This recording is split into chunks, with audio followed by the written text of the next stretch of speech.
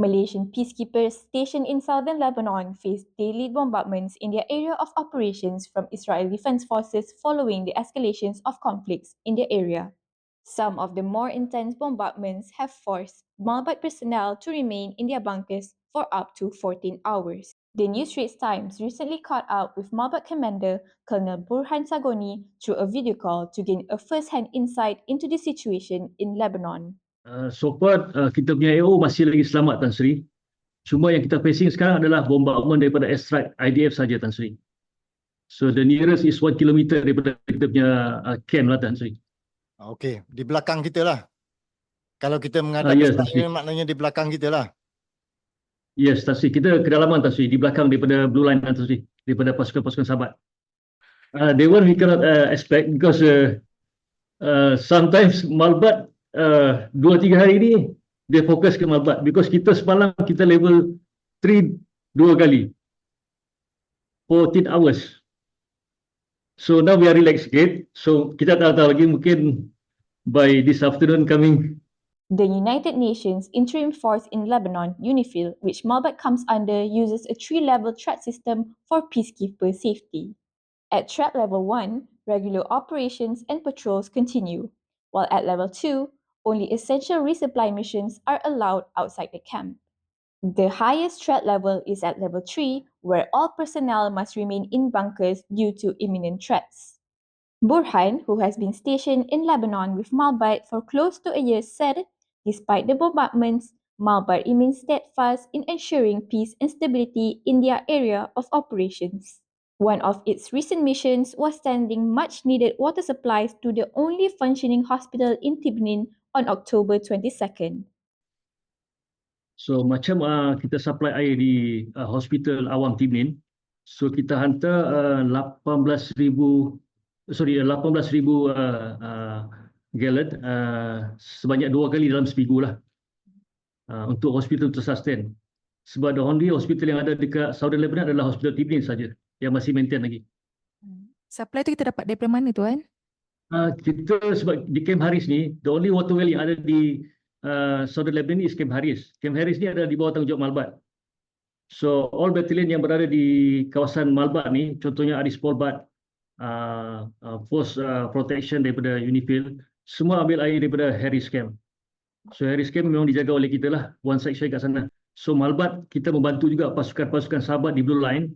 So kita escort untuk disupply ration kepada pasukan-pasukan jauh. Contohnya baru ni kita supply kepada Aris Polbat punya battalion because diorang berada di Blue Line. So kita ambil makanan daripada TA dan hantar ke pasukan sahabat lah di kawasan Blue Line. Okay, good. Itu antara tugas tambahan yang diberikan kepada kita lah. Ya, Tan Sri. Betul, Tan Sri. Despite the bombardments by the IDF, which targets Hezbollah firing positions in Malbatt's area of operations, Armed Forces Chief General Tan Sri Muhammad Abdul Rahman has assured that the safety of the peacekeepers deployed in southern Lebanon is of paramount importance.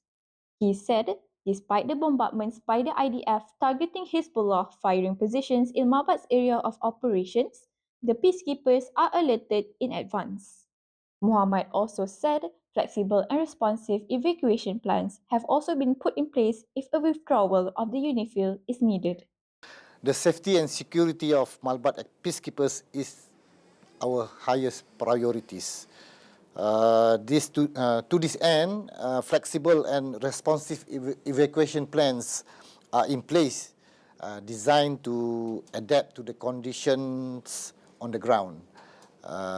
These plans are regularly assessed and updated to ensure the best possible outcomes in high-risk situations. So, UNIFIL has developed a comprehensive evacuation plan that outlines contingency strategies for withdrawal under 3 conditions. Firstly, permissive. Secondly, semi-permissive. And thirdly, non-permissive conditions. Malbatt troops are well trained and they are ready to execute this plan if directed by UNIFIL headquarters. So for the safety and security of the soldiers, The specific details of these evacuation plans remain confidential and are not to be disclosed to the public. Muhammad also assured the families of the Malbatt troops that every precaution had been taken to ensure the security and successful implementation of any evacuation if needed.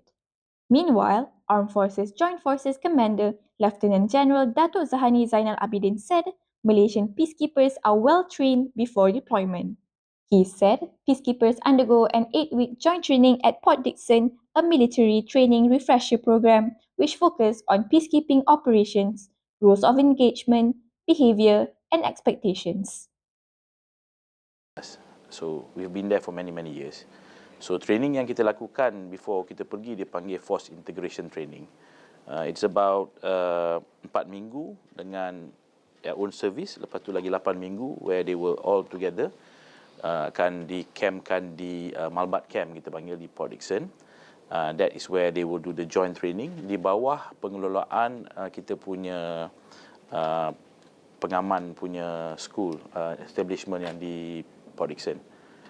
So di situ dia orang akan membuat training-training yang refresh balik. Kalau dia military, so dia akan continue dengan dia military training.